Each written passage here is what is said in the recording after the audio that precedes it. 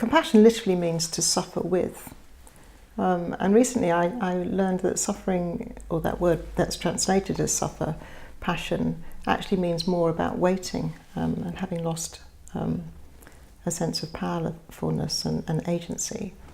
And so when I think about how we show compassion to the women that we work with at prison, I see a lot of similarities there in that they also have lost agency. They are also experiencing powerlessness and vulnerability, not least because they're in prison, they've been robbed of their freedom, and of course some people might say justly so, but also because many of them have been victims of childhood abuse and trauma.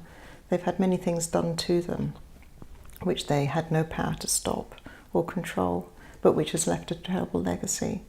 And by going in there to the prison, sitting with them, listening to their stories, we're both validating what has happened to them and witnessing it, but we're also dignifying it by sharing their position. And so for us, that element of being able to show respect and compassion in that way is very, very significant and important. I feel we're called to be like Jesus. And obviously being like Jesus takes many, many different shapes and forms in different places. But being in prison is definitely a place where Jesus wants us to be. And of course he was in prison himself briefly and experienced all that powerlessness and vulnerability that I was talking about earlier.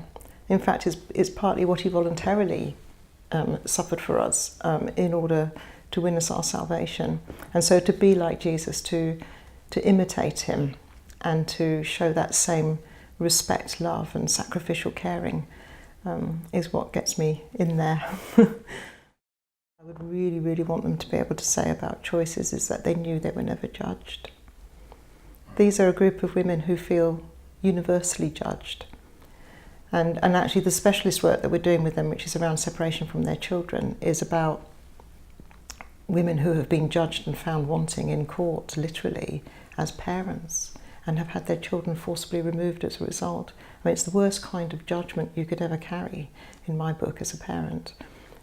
So to then be able to sit and work with somebody from an organisation which just accepts them as they are and doesn't automatically judge or condemn them for the past is very, very important and significant. Yeah. And in fact, that is the feedback we get from our clients over and over and over again. They say, I didn't feel judged.